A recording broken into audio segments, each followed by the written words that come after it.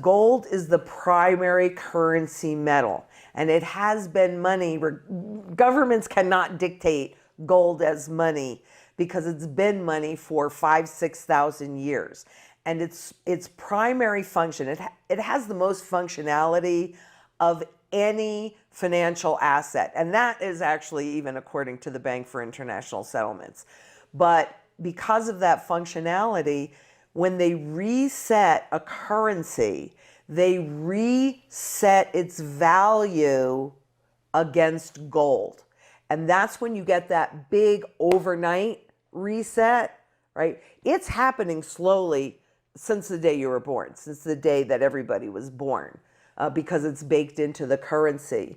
But that's what we've seen, even recently again in Venezuela, who has now had 3 overnight resets with loss of value on the official loss of value on the Bolivar of like 99.5%, which also, by the way, anything that is denominated in dollars that you can only convert back into dollars, so like stocks and bonds, ETFs, mutual funds, annuities, those kinds of things. Well, if you have something that can only be converted into dollars, then guess what? They only have as much value, purchasing power value, as the dollar has, which means they lose all of it, which goes back to the Social Security piece. They can still give it to you. You just can't do anything with it. Right. So you want universally accepted real money. Gold's the primary currency metal, silver's the secondary currency metal.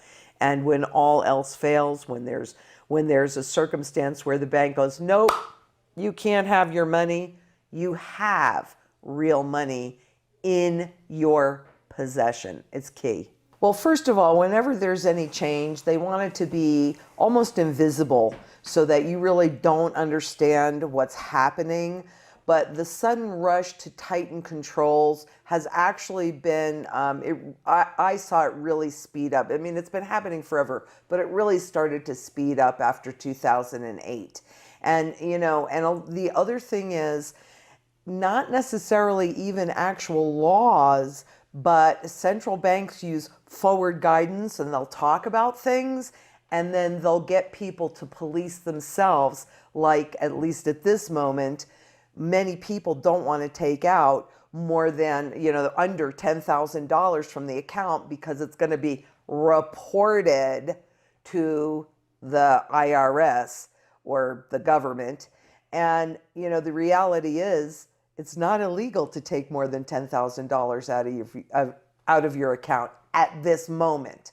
Now, that could change, but unless those funds were ill-gotten gains or gotten illegally, you have a paper trail for where they came from.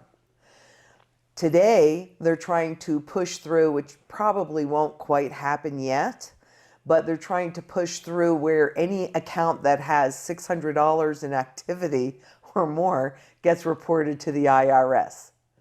So, what's that going to make people feel like? They're going to be more concerned about doing things, even when it's not illegal what they do.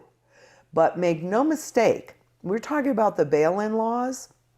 Well, a big part of that was actually enabled with the laws that in Reg D, where they allowed the banks, when you make a deposit into that account, the banks can sweep those funds into sub-accounts that are actually in the bank's name, and then use that as collateral to borrow and then, trade with or do whatever they want with, right?